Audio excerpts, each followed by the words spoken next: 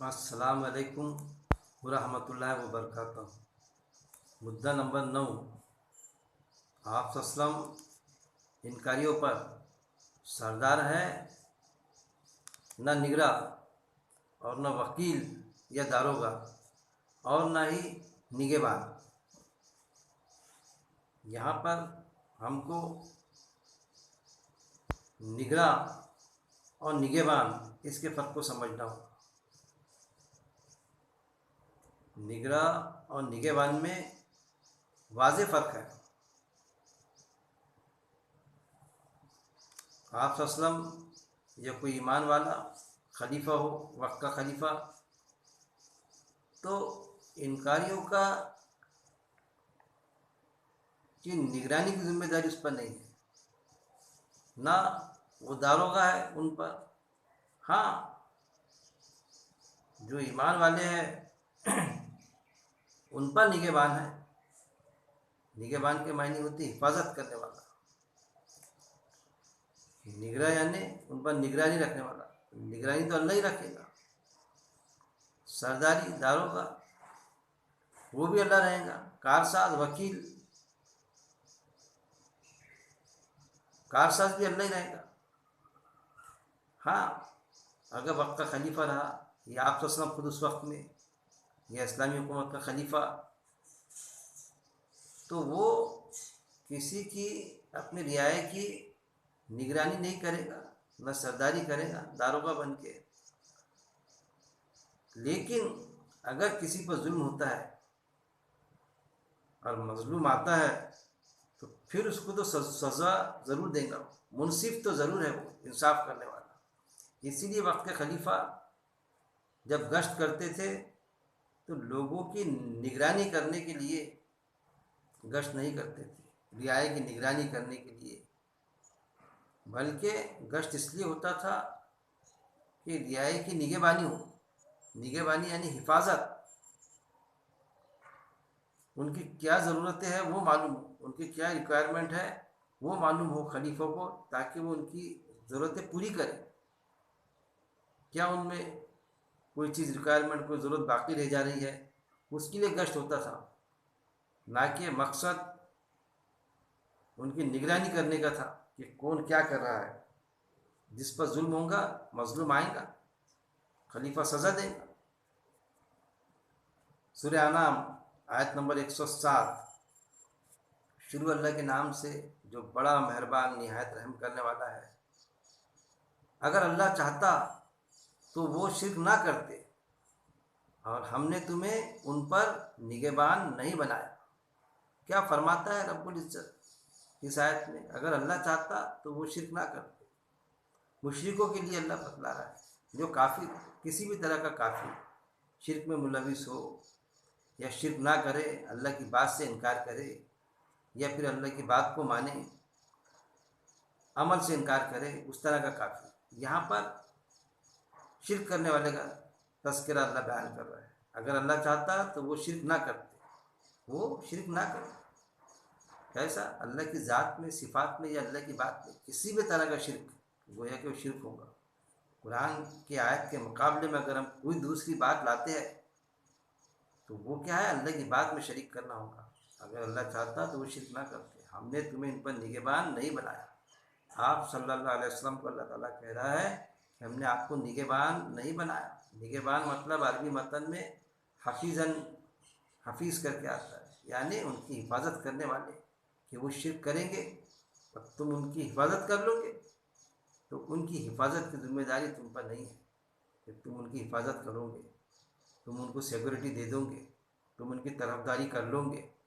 یہ ہے، تم کسی بھی صورت میں ان کی حفاظت کی ذمہ داری تم پر نہیں ہے، ان کے حال پہ چھوڑ دو، بس ان سے اللہ نپٹیں گا۔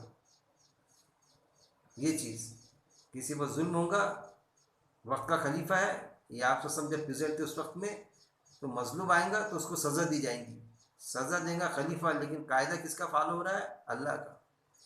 تو ان کی حفاظت کرنا وہ ذمہ داری نہیں ہے، یہاں پر بھی نہیں ہے اور وہاں پر بھی نہیں، کہ روز آخرت میں بھی ان کی حفاظت نہ آپ وسلم کریں گے، نہ کوئی ایمان والا۔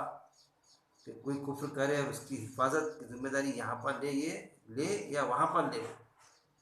ہاں اسلامی حکومت میں جو رہتے ہیں تو ان کو ایک اس تحت ذمہ داری دنیاوی اعتبار سے کہ وہ جزیہ دے تو پھر ان کو دنیا کے حساب سے اتنی سیکورٹی ملیں گی، بنیادی جو ضرورتیں ہیں وہ ان کو فراہم کی جائیں گی، کیونکہ اسلام میں کوئی زور زبردستی نہیں ہے. وہ اسلام کے قائد اسلام کو بھلا ہی نہ مانے، ایمان بھلا ہی نہ لائے ہو، لیکن اسلامی قاعدوں کو نہ توڑے ہو، اسلامی حکومت میں رہ کے اسلامی قاعدوں کو توڑنے والے نہ بنے. پھر ان کو جو وہاں پر جو بنیادی ضرورتیں پرووائڈ کی جائیں گی اس کے تحت ان سے جزیہ لیا جائے گا، یہ الگ چیز ہے. لیکن آپ نے تو ہماری ذمہ داری لیے تھے، اب روز آخرت میں ہماری وہاں حفاظت کر لینا. وہ کچھ وہاں کے معاملے میں تو ان کا کوئی وقت کا خلیفہ نہیں، نہ آپ صلی اللہ علیہ وسلم کوئی نگہبان نہیں وہاں پہ. وہ چیز جھلک کے آتی ہے یہاں پر، ان پر نگہبان نہیں، نہ آپ صلی اللہ علیہ وسلم، نہ کوئی خلیفہ، نہ کوئی ایمان والا. شرک کرنے والوں کا یعنی کفر کرنے والوں کا. اب تم ان پر داروغہ نہیں. پھر یہ بھی فرما دیا اللہ نے آپ صلی اللہ علیہ وسلم کے داروغہ بھی نہیں، یعنی نگراں بھی نہیں کہ ان کے کاموں کی نگرانی رکھنا پڑے گا، کون کیا کر رہا ہے کر کے وہ ایک الگ ڈیوٹی لگا دے نگرانی کرنا. دیکھیے نگہبانی اور نگرانی میں فرق ہے. نگہبانی یعنی حفاظت، نگرانی یعنی ان پر واچ رکھنا، یا پھر ان کا کارساز بننے کی کوشش کرنا، ان کا وکیل واچ رکھ کے ان کی طرفداری. کائے کی طرفداری؟ کوئی ضرورت نہیں، کوئی نگرانی نہیں. کچھ کرے گا جس پر ظلم کرے گا، گڑبڑ کرے گا تو پھنسے گا، پکڑے جائیں گا دنیا کے حساب سے. اور روز آخرت کا ایمان نہیں لاتا تو وہاں کے لیے کوئی اس پر واچ کرنے کی ضرورت نہیں، اللہ کی واچ رہیں گا اس پر. کیونکہ ہم کتنا واچ رکھیں گے اس کو؟ جنت اس کی بنانے کے لیے اگر ہم واچ رکھتے ہیں تو وہ تو ایمان ہی نہیں لایا، ہمارے سامنے کچھ کرے گا نہیں غلط کام، اور ہمارے پیٹھ پیچھے غلط کام کرے گا، یا پھر پیٹھ پیچھے بھی نہیں کرے گا، سامنے بھی نہیں کرے گا، لیکن اتنا تو ضرور کرے گا کہ دل سے اللہ کے احکامات کو پورا کرنے والا، اس کے مطابق زندگی بسر کرنے والا تو ہوگا ہی نہیں. اور دلوں کے راز اللہ جانتا ہے. ہماری نگرانی کے تحت کر لے گا لیکن دل اس کا آمادہ نہیں ہوگا. اور اللہ چاہتا تقوی یعنی اللہ کا ڈر، اللہ کا ڈر آ جائے اس میں. اسی لیے روزے ہیں میرے بھائی، تاکہ تم میں اللہ کا ڈر آ جائے. روزے سے کیا بتاتا اللہ تعالیٰ کہ اللہ کا ڈر. اکیلے میں بھی ہم پانی نہیں پیتے، اکیلے میں بھی ہم کھانا نہیں کھاتے، تو گویا کہ تقوی کی صفت آ جائے.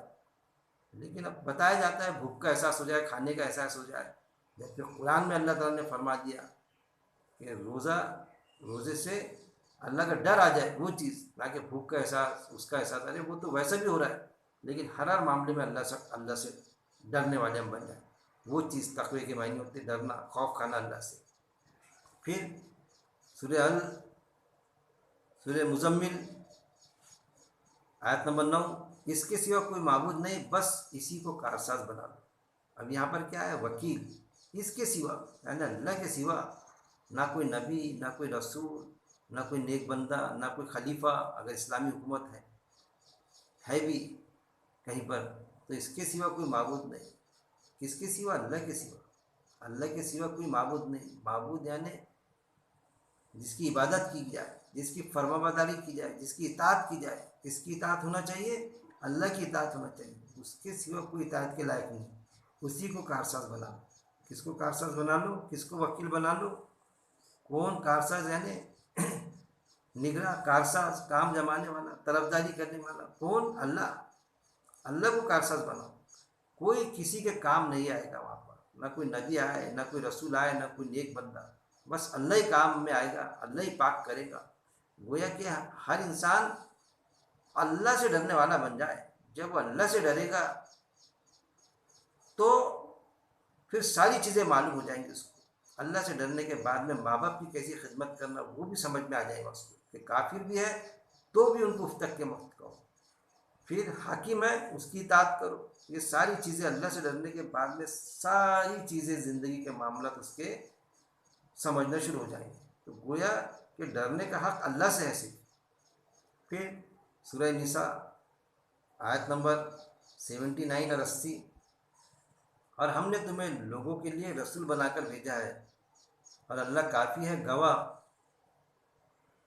جس نے رسول کی اطاعت کی بس تحقیق اس نے اللہ کی اطاعت کی۔ پھر ہم نے یعنی اللہ نے تمہیں لوگوں کے لیے یعنی آپ صلی اللہ علیہ وسلم کو لوگوں کے لیے کیا کیا بنا کے بھیجا؟ رسول، پیغام پہنچانے والا، اور اللہ کافی ہے گواہ۔ پھر اللہ آپ نے پیغام پہنچا دیا، دین میں کوئی زور زبردستی نہیں، یہ بھی قرآن میں موجود ہے۔ اللہ کافی ہے گواہ کس چیز کا؟ کہ تم نے بات پہنچا دی تو اللہ کی گواہی کافی ہے۔ جس نے رسول کی اطاعت کی بس تحقیق اس نے اللہ کی اطاعت کی۔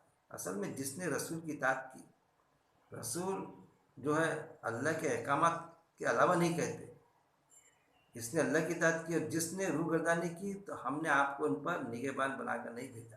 پھر رسول کا کام ہے پہنچا دینا، لیکن اگر کسی نے نہیں مانا تو دین میں کوئی زبردستی نہیں ہے، روح گردانی کی، بات کو نہیں مانا، تو ہم نے یعنی اللہ نے آپ صلی اللہ علیہ وسلم کو ان پر نگہبان نہیں بنایا۔ یہاں پر بھی آئے نگہبان یعنی حفیظاً، یعنی آپ صلی اللہ علیہ وسلم ان کی حفاظت کرنے والی نہیں ہے۔ یہاں ٹھیک ہے اسلامی حکومت میں ہے، آپ صلی اللہ علیہ وسلم موجود تھے، بعد میں خلیفہ جو تھے، تو بنیادی ضرورتیں پوری ہوں گی جیسا میں نے فرمایا، لیکن وہاں پر کسی طرح کی حفاظت کرنے والے آپ صلی اللہ علیہ وسلم یا اور کوئی خلیفہ، وہاں پر کوئی کسی کی حفاظت نہیں کرے گا۔ تو نگہبان یعنی حفاظت کرنے والا۔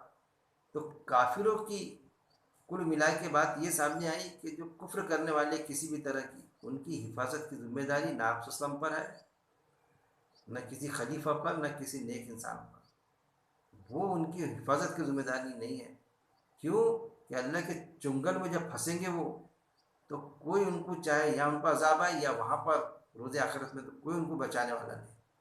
گویا کہ ان کی حفاظت کرنے کی ذمہ داری ہم نہ لیں، نہ دوسرا پہلو یہ نہ ہم ان کے نگراں بنے، نہ ان کی حفاظت کرنے والے بنے کہ ہم حفاظت کر لیں گے یہاں وہاں ان کے اللہ سے بچا لیں گے، یا پھر نگراں بن جائیں گے، ہم ان کے کاموں کی نگرانی کریں گے، ہم کارساز، ہم سفارش کر لیں گے، ہم کارساز، یہ ہم ہدایت دے دیں گے۔ ہدایت تو اللہ کا دینے والا ہے، اللہ دینے والا ہے، صرف تم بات کو پہنچا سکتے، تو تم نگراں بھی نہیں ہے، نگراں بھی اللہ ہے، کسی پر نگرانی بھی نہیں کرتے آپ۔ ایون یہ کہ جو ایمان والا ہے ان پر بھی نگرانی کرتے ہوئے نہ پھرے، کون کیا کر رہا ہے نگرانی کرو۔ تو یہ ہے، ہاں نگہبانی ہے حفاظت کرنے والے، کہ ہم ان پر نگہبانی کریں۔ آپ صلی اللہ علیہ وسلم بھی کس پر؟ ایمان والوں پر نگہبانی، ہم بھی ایمان والوں پر نگہبانی کریں۔ بھائی یہ ایسا نہیں نا، ایسا ہے، کیسا کر دیا آپ ایمان والے ہیں نا، یہ قاعدے میں نہیں بیٹھتا نا ایسا، یہ ہے نگہبانی یعنی اس کی حفاظت کے لیے، نگراں نہیں کہ اس پر خیال دھیان رکھے اور بعد میں پھر لوگوں کو بولتے پھرے ارے وہ تو بدماش ہے، وہ تو ایسا کر رہا ہے۔ یہ نگہبانی تو اللہ کرے گا، اللہ ہی سزا دے گا اس کو۔ یہ فرق ہے نگہبانی اور نگرانی میں۔ اللہ سے دعا ہے کہ اللہ رب العزت قرآن کو سمجھنے، اس پر عمل کرنے، قرآن کی ایک آیت پر اور موت تک اس پہ جمے رہنے کی میرا مالک توفیق دے۔ وہ آخری دعوانا ان الحمد للہ رب العالمین۔